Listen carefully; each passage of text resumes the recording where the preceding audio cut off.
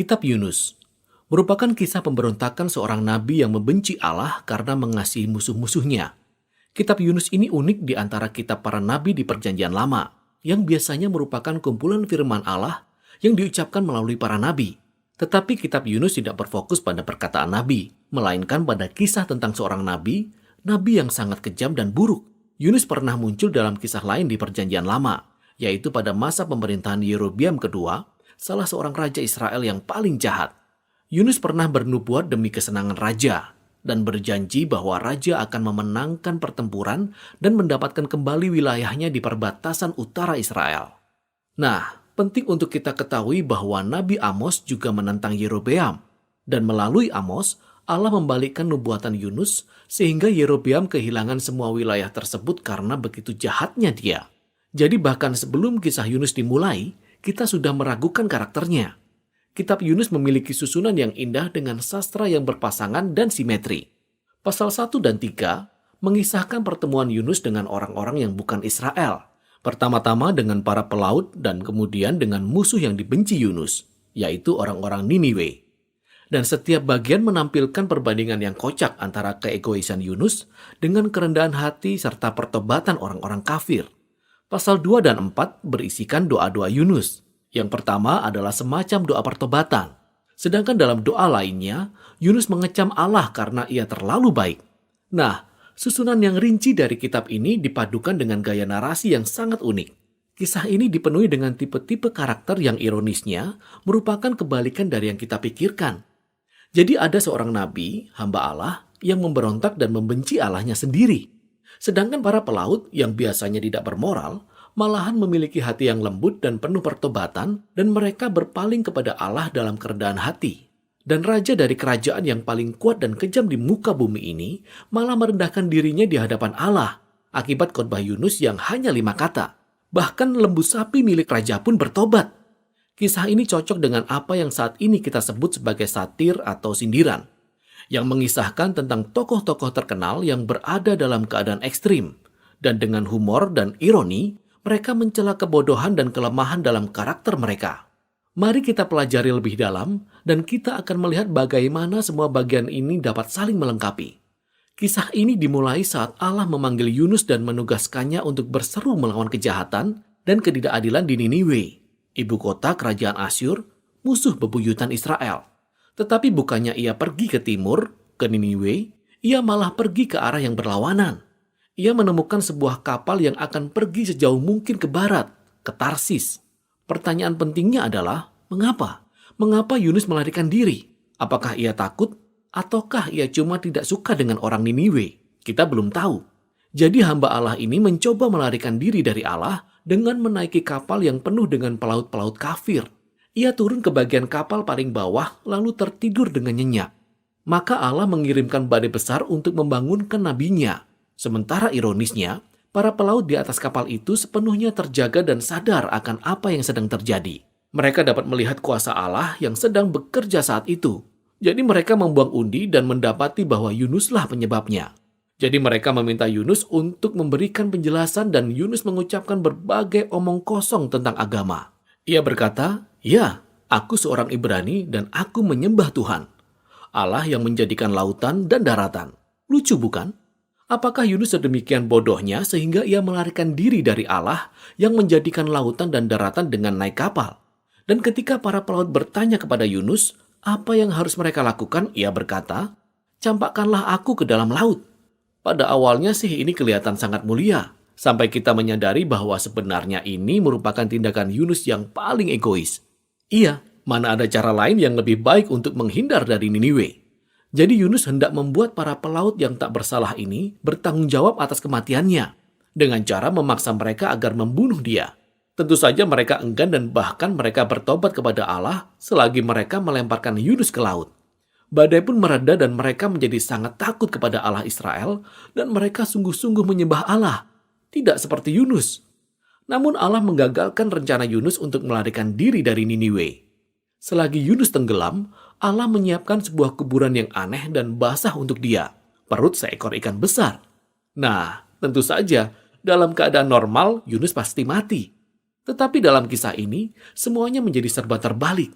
Kematian Yunus di dalam air menjadi jalan agar ia hidup kembali. Selagi terjepit di dalam perut ikan, Yunus memanjatkan doanya. Tetapi pada dasarnya ia tidak pernah menyatakan penyesalannya.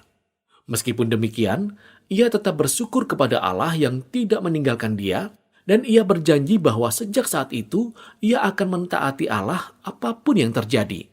Dan Allah menanggapinya dengan kocak. Ikan paus itu memuntahkan Yunus kembali ke daratan. Jadi sekali lagi Allah memerintahkan Yunus untuk pergi dan berseru di Niniwe, dan Yunus taat. Kita tahu bahwa Niniwe adalah kota yang sangat besar. Perlu waktu berhari-hari untuk berjalan menyusurinya. Maka masuklah Yunus ke dalam kota itu sejauh 1 hari perjalanan, dan inilah pesannya. 40 hari lagi, maka Niniwe akan ditunggang balikan. Dalam bahasa Ibrani kalimat ini terdiri dari 5 kata. Khotbahnya sangat singkat dan tidak biasa. Coba perhatikan apa yang tidak disebutkan oleh Yunus. Yunus tidak menyebutkan kesalahan apapun yang dilakukan orang Niniwe atau apa yang harus mereka lakukan untuk memperbaikinya. Yunus tidak menyebutkan siapa yang akan menunggang balikan mereka, dan yang paling mencolok, Yunus tidak menyebutkan tentang Allah. Apa yang sedang terjadi di sini? Apakah Yunus memang sengaja memberikan informasi yang minim?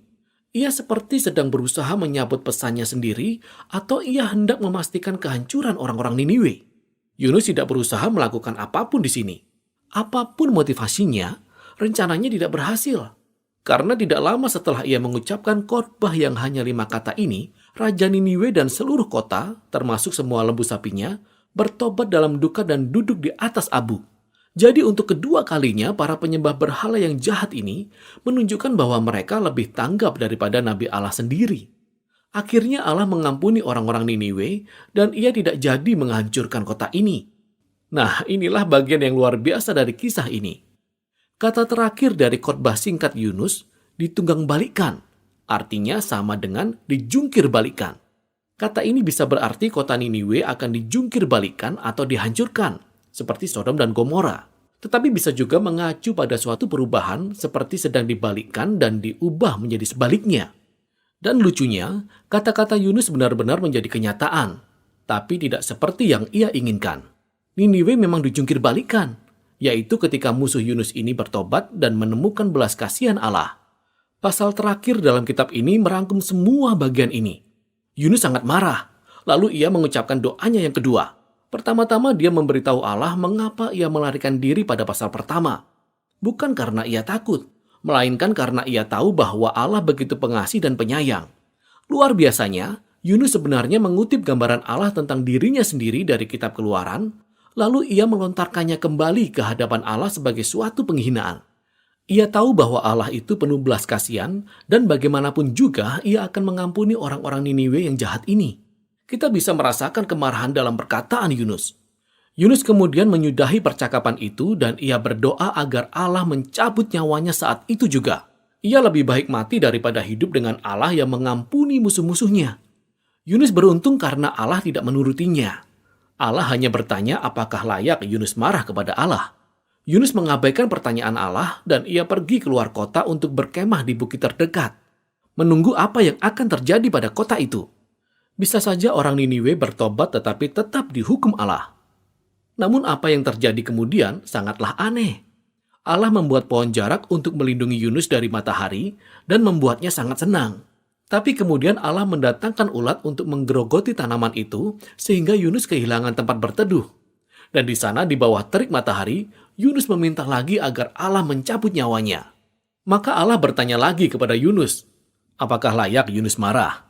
Dan Yunus membalas, aku layak marah sampai mati. Dan inilah kata-kata terakhir Yunus dalam kisah ini. Sedangkan kata-kata terakhir Allah menjadi penutup dari kitab ini. Allah berkata bahwa peristiwa pohon jarak ini merupakan upaya untuk menyadarkan Yunus. Yunus menjadi galau dan emosional hanya karena pohon jarak yang ia nikmati selama sehari.